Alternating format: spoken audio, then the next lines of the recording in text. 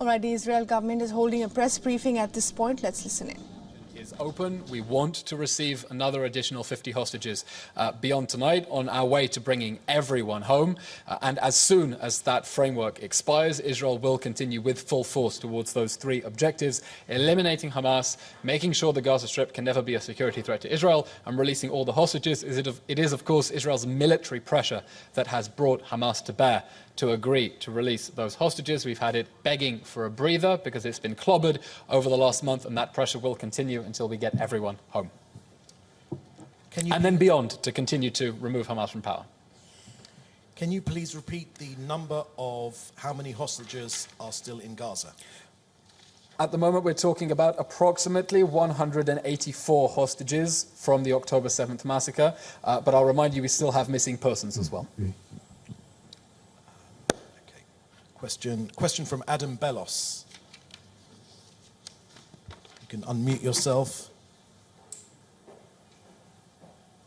Okay. Can't hear. That's it. I'm not sure they can unmute themselves. You may have to take a typed question. Okay. Adam, if you could put your question in the chat, please. Do we have any questions from the room in the meanwhile? If not, we'll continue with the Zoom. Anything else in the chat? Yeah. How many of the... One second. How many of the 184 are Israeli, and how many US citizens? And also, please, how many foreigners? We said earlier there are still approximately 184 people still being held hostage by Hamas without access to the Red Cross since October 7th. In that number are 14 foreign nationals and 80 Israelis with foreign citizenship. Those are the current figures that we have. Question, can you please let us know whether Elon Musk was invited or he came of his own volition? I have nothing to update beyond the update we had earlier. And is there any comment on the Starlink deal? No, I'm not familiar with the question.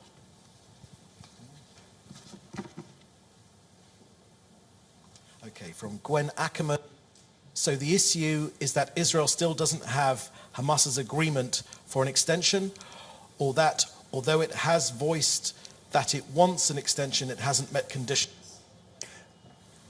The framework that was agreed by the government last week facilitated a 4-day hostage release pause for the release of the first 50 hostages, mainly women and children, and all women and children under that agreement. And we want to see the second stage of that agreement go into place to the extent that Hamas is interested to release more hostages. I've seen the reports that Hamas says that it can't locate all of them. That is, of course, horrific, beyond measure and beyond comment. And we expect, if Hamas is interested in extending that hostage release pause in exchange for an additional pause in the fighting, to get the list of the names it is wanting to release. And I'll emphasize, these are people Hamas could release now. Hamas could have released little baby Kfir Bibas, who is only 10 months old, today, yesterday, on day one of the hostage release pause, at any point since the October 7th massacre. And the fact that Hamas continues to hold these people incommunicado and to hold these little babies hostage is an ongoing crime against humanity. And of course, we demand that Hamas release all of them and expect to see the names of the people it wants to release if it is interested in having that pause extended. And of course, we want to get everyone home.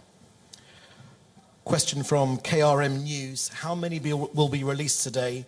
We heard there was some disagreement on the list. As we said earlier, the list of the prospective hostages who are lined up for release has been received. There are currently discussions being held about that list that was received overnight.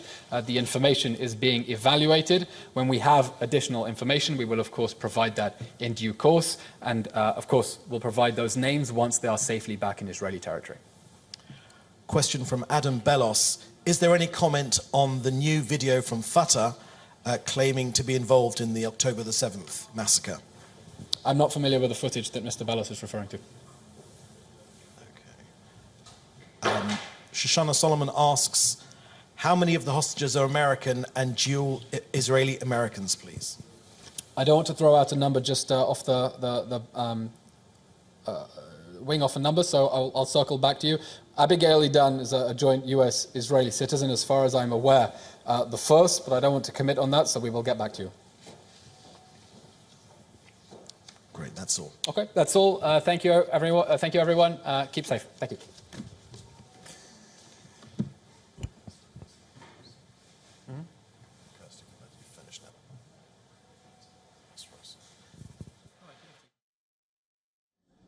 All right, some important statements there coming out from the Israeli government that says that with the end of the hostage exchange deal, our actions will resume in Gaza unless, of course, the Hamas comes out with a new list of potential hostages that can be freed.